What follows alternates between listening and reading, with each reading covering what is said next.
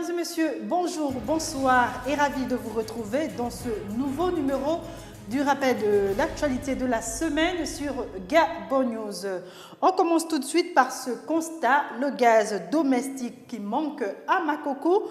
Les bouteilles de gaz exposées chez les commerçants sont vides et attendent d'être ravitaillées bien sûr. En attendant, les ménages restent donc privés de ce produit. C'est en tout cas ce que nous rapportent nos envoyés spéciaux dans cette province, Arsène Rebouka, Marcel Tsanga et Refit Soga. Elles sont vides, ces bouteilles de gaz domestique. Les habitants de la ville de Makoko sont privés de cette substance. La demande est forte et le produit manque à l'appel des consommateurs. Mais c'est le problème des gaz là, on arrive, c'est un camion cinéma. Un camion là, ça ne dire pas même, c'est 3 jours et 1 jour cinéma, c'est déjà fini. C'est là-bas qu'on achète les gaz à Libreville. On amène ici, on vend ça à 5450. Parfois là, c'est même pas 1 jour ça. On vient comme ça, là, on finit ça vite, on part ça, parfois. Ils viennent parfois de loin pour s'approvisionner, mais en vain. Il faut que le développement se fasse partout ailleurs, estime ce notable. Je suis de Maïbout, je suis le regroupement de Maïbout, mais pour se ravitailler en gaz, on se déplace de Maïbout pour Makoko. Et une fois on arrive, bizarrement on trouve qu'il n'y a pas. Donc on est obligé encore de patienter, attendre. Effectivement, on demande au gouvernement un peu de voir la situation, un peu de la population. Parce qu'on doit changer, comme on le dit.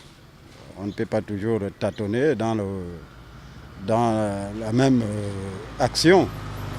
Il faudrait qu'il y ait un changement. À Makoko, comme un peu partout ailleurs au Gabon, la demande du gaz domestique reste très forte et l'offre s'inscrit parfois dans la liste des abonnés absents.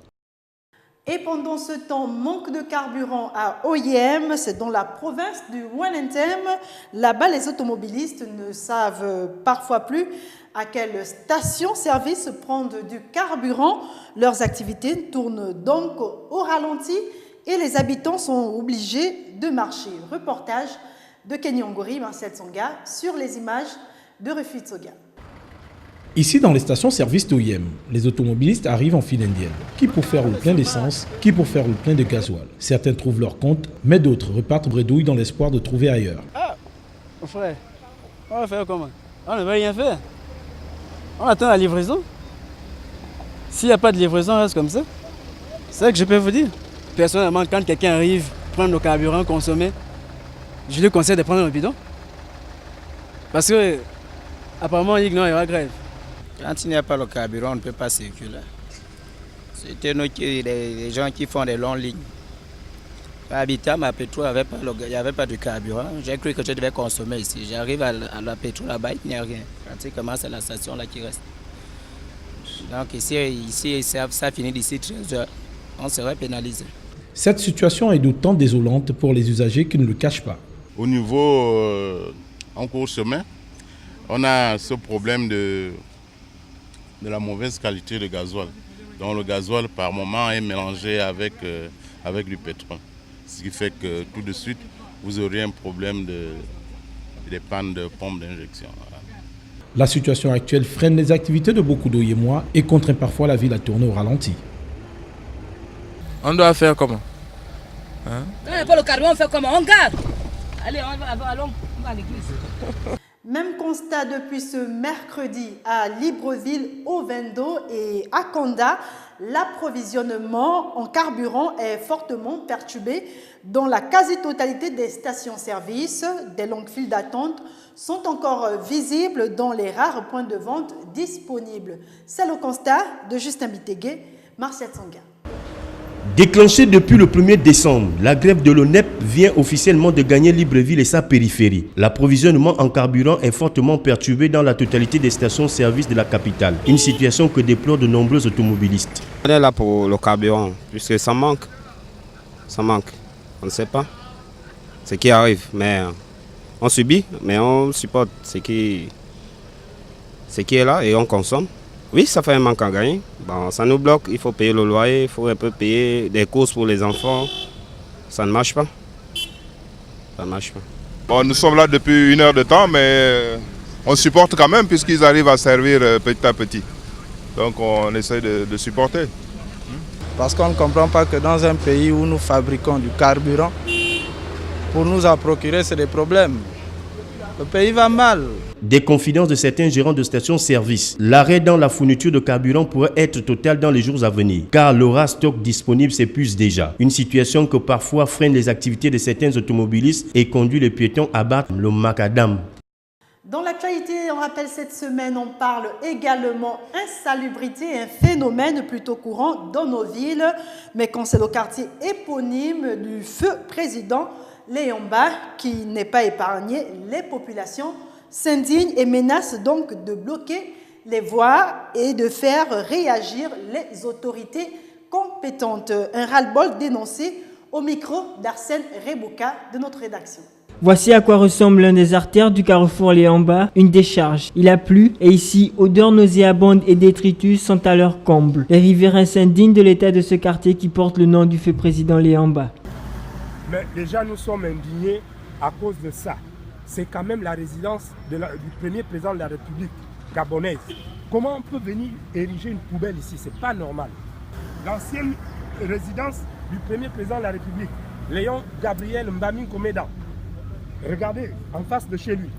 Quand même. Moi, c'est tout ce que j'avais à dire. En face, l'ancienne résidence du président Léamba. À gauche, la boulangerie du quartier. Les riverains là de cette situation comptent bien utiliser les grands moyens. Les habitants du quartier, on a décidé que dans les jours qui suivent, si ce n'est pas embelli là, nous allons barrer la route. Moi, je dis ça et je n'ai pas peur de ce que je dis. Voilà. Un cri du cœur pour ces riverains qui espèrent bien voir ce quartier débarrassé de cette décharge et ainsi retrouver un peu de ses couleurs.